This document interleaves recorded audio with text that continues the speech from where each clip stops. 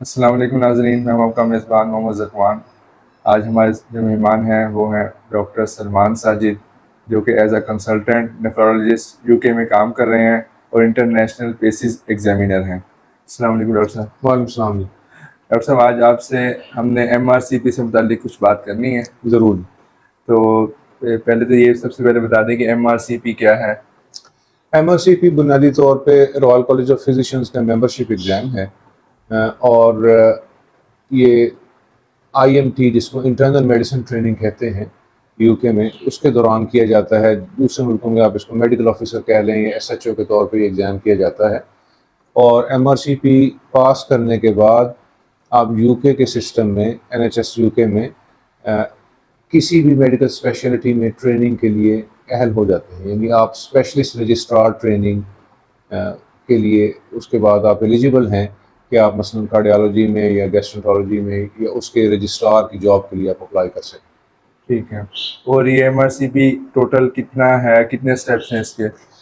इसके लिए 3 हिस्से हैं। पहले 2 हिस्से MRCP 1 और MRCP 2 वो कंप्यूटर बेस्ड एग्ज़ाम है जिसमें क्लिनिकल नॉलेज असेस किया जाता है। और ये पार्ट 3 है जिसको पेसिस भी कहते हैं। MRCP PACES practical assessment of clinical examination skills. उसमें मेन फोकस इस चीज़ के ऊपर है कि वो एग्ज़ाम कैंडिडेट या डॉक्टर इन ट्रेनिंग वो मरीज़ को किस तरह अप्रोच करता है, मरीज़ के साथ किस तरह पेश आता है सवाल और जवाब में, हिस्ट्री टेकिंग में या क्लिनिकल एग्जामिनेशन के दौरान। उसमें ज़ाहिर है क्लिनिकल नॉलेज भी चेक होता है, लेकिन मेन फोकस इस चीज़ के ऊपर है कि आप मरीज़ को किस तरह अप्रोच करते हैं एक क्लिनिकल सेटअप में। ठीक है। और ये तीनों स्टेप्स कहाँ कहाँ देने होते हैं, मतलब अपने कंट्री में रह के देने पड़ते हैं या फॉरेन मूव करना पड़ता है? तो ये सारे स्टेप्स जो हैं जी वो यूके के अलावा दुनिया के मुख्तलिफ सेंटर्स में होते हैं, दुनिया के मुख्तलिफ मुल्कों में होते हैं। और वो बाज़ औक़ात वो सेंटर्स में थोड़ी बहुत तब्दीली होती रहती है। उसके लिए सबसे बेहतर ये है कि आप MRCPUK.org जो उनकी रॉयल कॉलेज की ऑफिशियल वेबसाइट है इस इम्तिहान के बारे में, उसके ऊपर आप चेक करते रहें। और मुख्तलिफ सेंटर्स में डिमांड भी मुख्तलिफ हो सकती है। मसलन हो सकता है कि आपको एक सेंटर में जल्द जगह ना मिल सके एग्ज़ाम के लिए, तो फिर आप किसी दूसरे सेंटर में अप्लाई कर सकते हैं। तो वो इस चीज़ के लिए सारी इन्फॉर्मेशन जो है ना जी वो अपडेट होती रहती है उनकी वेबसाइट्स के ऊपर। ठीक है। और जैसे आपने बताया इसके 3 स्टेप्स हैं, तीनों स्टेप्स का पैटर्न क्या है? पार्ट 1 पार्ट 2 कंप्यूटर बेस्ड है जी। और पार्ट एमसीक्यूज हैं। MCQs हैं। पार्ट 3 जो है वो उसमें 5 स्टेशन हैं। और ये 2023 के आखिर में उसमें कुछ तब्दीली भी आ रही है। उसके बारे में अक्सर लोग वो कुछ परेशानी का शिकार हैं जी कि इम्तिहान किस तरह तब्दील होगा और उसकी कैसे तैयारी करनी है। ठीक है। और मतलब पार्ट 3 के अंदर चेंजेस आ रही हैं? पार्ट 3 के अंदर चेंजेस आ रही हैं जी। उसमें बुनियादी तौर पे वही 5 स्टेशन हैं, 10 एग्जामिनर्स होंगे। हर स्टेशन के अंदर 2 एग्जामिनर हैं और 5 स्टेशन। तो एक कैंडिडेट जो है वो तकरीबन 10 एग्जामिनर्स के सामने वो अपना क्लिनिकल एग्जामिनेशन स्किल्स वो पेश करता है। तो उसमें जो नया पैटर्न आ रहा है उसमें और पुराने पैटर्न में अगर आप पूछें तो एक बुनियादी फ़र्क है। जो पुराना पैटर्न चल रहा है उसमें एक स्टेशन 5 था जिसमें 10 मिनट के 2 हिस्से थे, यानी 2 शॉर्ट केसेस 10-10 मिनट के। ठीक है। उसमें आपने जाना है और 8 मिनट के अंदर अंदर मरीज से हिस्ट्री भी लेनी है और उससे उसका मुआयना भी करना है और फिर उसके जो सवाल जवाब हैं वो भी आपने उससे पूछने हैं और उनका जवाब देना है और एक मैनेजमेंट प्लान भी उसको थोड़ा सा बताना है मरीज़ को। तो वो बहुत कम वक्त होता था और अमूमन हम अपनी प्रैक्टिकल लाइफ में भी बाद दफ़ा कॉम्प्लेक्स मरीज़ हो, कॉम्प्लिकेटेड मरीज़ हो, उसके साथ आप 10 मिनट में या 8 मिनट में वो आप सारी चीज़ अपना वो पूरा क्लिनिकल इनकाउंटर वो आप पूरा नहीं कर सकते, उसको रैप अप नहीं कर सकते 8 मिनट में।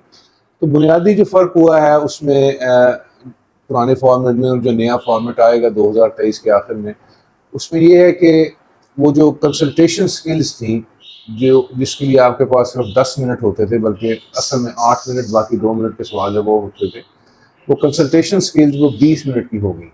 ठीक है। यानी अब एक 20 मिनट का स्टेशन होगा जिसमें कि आप मरीज़ के पास जाके हिस्ट्री लेके एग्जामिन करके एक मैनेजमेंट प्लान बनाएंगे और उसको मरीज़ के साथ डिस्कस करेंगे और मरीज़ के जो भी कंसर्न्स या उसके जो भी सवाल जवाब होंगे वो उनको आप गो थ्रू करेंगे। ठीक है। तो पैटर्न इस तरह थोड़ा सा बदला है कि स्टेशन 1 में आप जाएंगे, आपके पास 10 मिनट हैं, वो सिर्फ क्लिनिकल कम्युनिकेशन होगी उस 10 मिनट में, और उसके बाद रेस्पिरेटरी सिस्टम का एग्जामिनेशन होगा। ठीक है।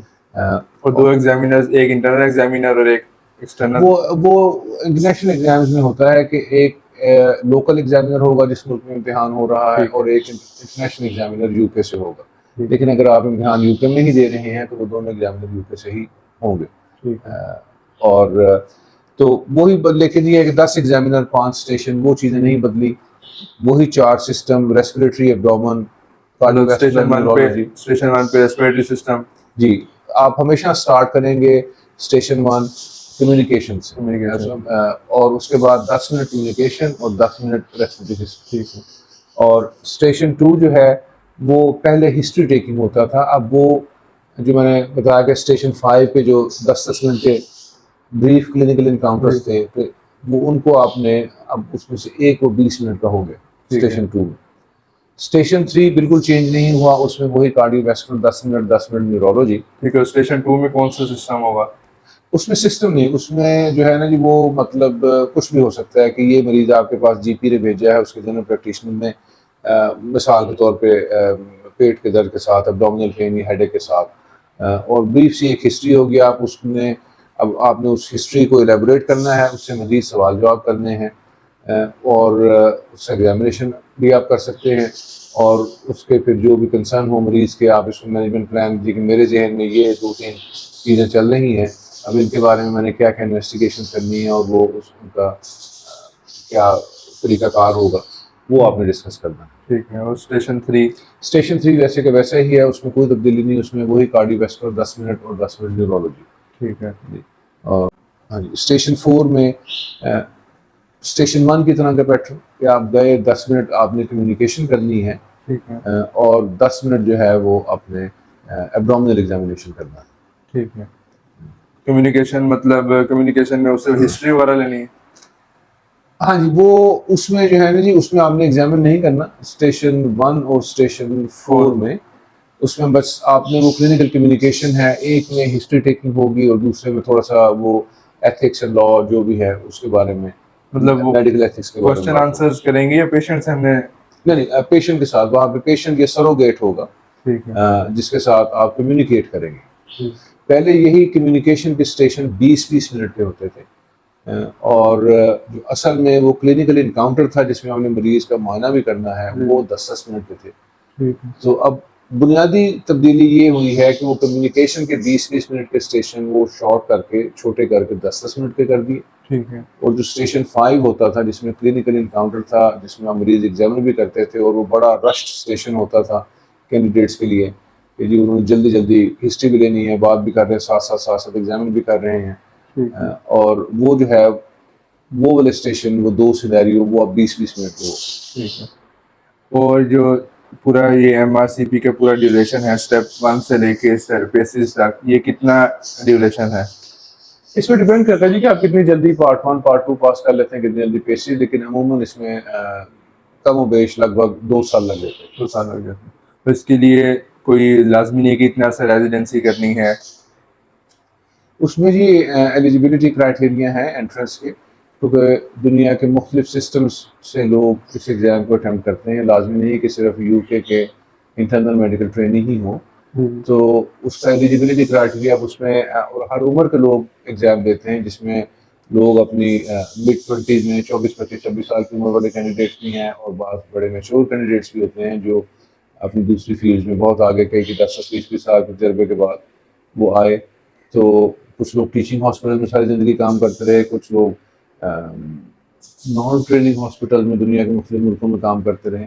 तो उसके लिए जो है वो एलिजिबिलिटी क्राइटेरिया वो आपको देखना पड़ेगा कि, लेकिन अमूमन जो लोग अपनी हाउस जॉब या फाउंडेशन ट्रेनिंग के बाद वो कर रहे हैं, ट्रेनिंग जॉब्स कर रहे हैं, वो बड़ी आसानी से इम्तिहान दे सकते हैं, लेकिन इसका मतलब ये नहीं कि वो दूसरे लोग 10-20 साल तक नॉन ट्रेनिंग जॉब करते रहे वो नहीं दे सकते, वो भी दे सकते हैं, लेकिन वो अपनी एलिजिबिलिटी चेक करते हैं। ठीक है। एक एक डॉक्टर साहब ने अगर पेसिस भी क्लियर कर लिया, एमआरसीपी क्लियर कर लिया, तो उनके पास क्या अपॉर्चुनिटी है? क्या उनको एज मिलेगा अपनी मेडिसिन में? उसमें यूके के सिस्टम में तो ये है जी कि आपने एमआरसीपी मुकम्मल कर लिया तो उसके बाद आप मेडिकल स्पेशलिटीज़ की स्पेशलिस्ट ट्रेनिंग के लिए एलिजिबल होगा। एलिजिबल हो गए। आपने अगर नेफ्रोलॉजी, रेस्पिरेटरी मेडिसिन और जो भी मेडिकल स्पेशलिटीज़ हैं उसमें आपने स्पेशलिस्ट ट्रेनिंग लेनी है तो वो उसका आपने एंट्री क्राइटेरिया पूरा कर दिया। लेकिन अगर दुनिया के मुख्तलिफ मुल्कों में लोग नॉन ट्रेनिंग जॉब्स कर रहे हैं, मिडल ईस्ट में, पाकिस्तान में, तो उनके हालात मुख्तलिफ हैं। वो हर बंदे की मुख्तलिफ वजह होगी एमआरसीपी इम्तहान देने की। तो लेकिन बेसिकली ये स्पेशलिस्ट ट्रेनिंग का एंट्रेंस एग्जाम है। ठीक है। और इसकी टोटल फीस कितनी है स्टेप वाइज, अगर आप इसके बारे में ब्रीफ कर दें? इसका मुझे इल्म नहीं, लेकिन पेसिस का मुझे इल्म है कि अगर आप यूके में देते हैं उसकी फ़ीस कुछ कम है, लेकिन इंटरनेशनल सेंटर्स की फ़ीस ज़्यादा है। और क्या सारे इंटरनेशनल सेंटर्स की फ़ीस एक है? वो आप mrcpuk.org से हर सेंटर की तारीख और उसकी फ़ीस वगैरह की मालूमात वहाँ से ठीक मिल है। और सकती मतलब हर साल के हिसाब से अपडेट होती रहेगी तो है। हाँ देखते जी, रहेंगे। वो बड़ी अप टू डेट वेबसाइट है। वहाँ पे लाजमी नहीं कि हर सेंटर साल में 3 दफ़ा एग्ज़ाम होता है। ठीक है। और बात वह ये भी नहीं कि एक सेंटर में साल में तीनों दफ़ा एग्ज़ाम हो। और बाज़ वक़्त कुछ सेंटर कुछ अर्से के लिए खुलते हैं, बंद होते हैं, तो वो सारा अप टू डेट बंदा वहाँ पे रह सकता है। और हर सेंटर की वेटिंग लिस्ट भी मुख्तलिफ हो सकती है। ठीक है। और इसकी पासिंग परसेंटेज क्या है? मतलब कोई कट ऑफ मार्क्स 50%, 70%? उसमें बेसिकली जो 7 स्किल्स हैं, 7 स्किल्स, जिसमें क्लिनिकल कम्युनिकेशन है, physical examination, identifying physical signs, differential diagnosis, management और मैनेजिंग पेशेंट कंसर्न्स और पेशेंट वेलफेयर, ये 7 A to G, A B C D E F G, ये जो 7 स्किल्स हैं वो 7 के 7 स्किल्स इंडिविजुअली पास करनी होती हैं। और फिर एक मिनिमम नंबर भी है उसको पास करने के लिए, जो थोड़ा सा तब्दील होगा अपने फॉर्मेट में। जो नया फॉर्मेट आना है उसमें ना ये एग्ज़ाम, मेरे ख्याल में, ज़ाती ख्याल में, ना ये एग्ज़ाम मुश्किल होगा ना ही आसान होगा, बल्कि मेरे ख्याल में बेहतर होगा कि वो जो क्लिनिकल कंसल्टेशन, वो जो रश थी, वो ज़रा उसके लिए ज़्यादा टाइम होगा कैंडिडेट को अपने आप को बताने के लिए कि वो कितना अच्छा कैंडिडेट है। तो लेकिन 7 स्किल्स पास करनी है और एक मिनिमम कट ऑफ होगा जो कि थोड़ा सा मुख्तलिफ है पुराने पैटर्न के एग्ज़ाम से। ठीक है। और इसका पासिंग रेट क्या है, मतलब ओवरऑल तकरीबन 40%। ओवरऑल? हाँ, ठीक है। और इसके लिए हम तैयारी कब और कैसे शुरू करें?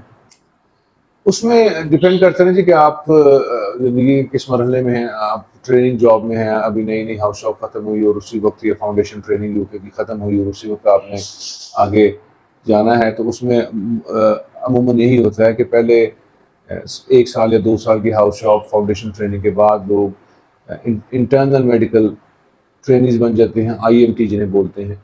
तो आप उसको रेजिडेंट कह लें दुनिया के मुख्तलिफ मुल्कों में, या जिस तरह पाकिस्तान में एफसीपीएस पार्ट 1 देखिए रेजिडेंसी मिल जाती है। हाँ जी, उसी तरह आप मतलब उस दौरान में आप एमआरसीपी पार्ट 1 पार्ट 2 की तैयारी शुरू करें। और दुनिया आप समझते हैं कि मैं मैच्योर हो गया हूँ क्लिनिकल एग्जामिनेशन में, मरीजों से बातचीत में, मरीजों को सलाह देने में, उनके कंसर्न्स डील करने में, उस वक्त आप केसेस दे दें।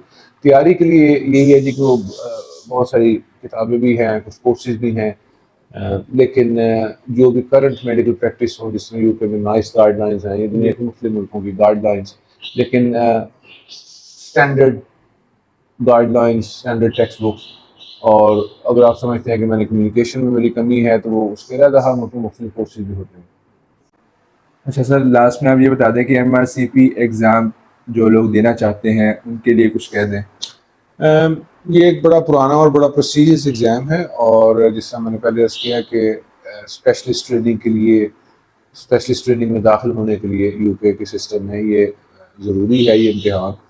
और उसके अलावा जब इस इम्तिहान में लोगों को देखते हैं तो वो मतलब बड़े अच्छे कैंडिडेट्स, बड़े एक्सपीरियंस्ड कैंडिडेट्स भी जो हैं वो बाज़ में इम्तिहान की नर्व्स में उतने कॉन्फिडेंट अपने आप को साबित नहीं कर सकते जितने कि वो आम हालात में मेरे ख्याल में होंगे अपनी अपनी क्लिनिकल प्रैक्टिस में। तो उसमें बुनियादी तौर पे आपने यही देखना है कि ये बंदा जो कैंडिडेट आया है एज एग्जामिनर, हम तो यही देखते हैं कि ये जो कैंडिडेट आया है क्या ये एक सेफ डॉक्टर है, ये इसकी अनसेफ प्रैक्टिस तो नहीं है।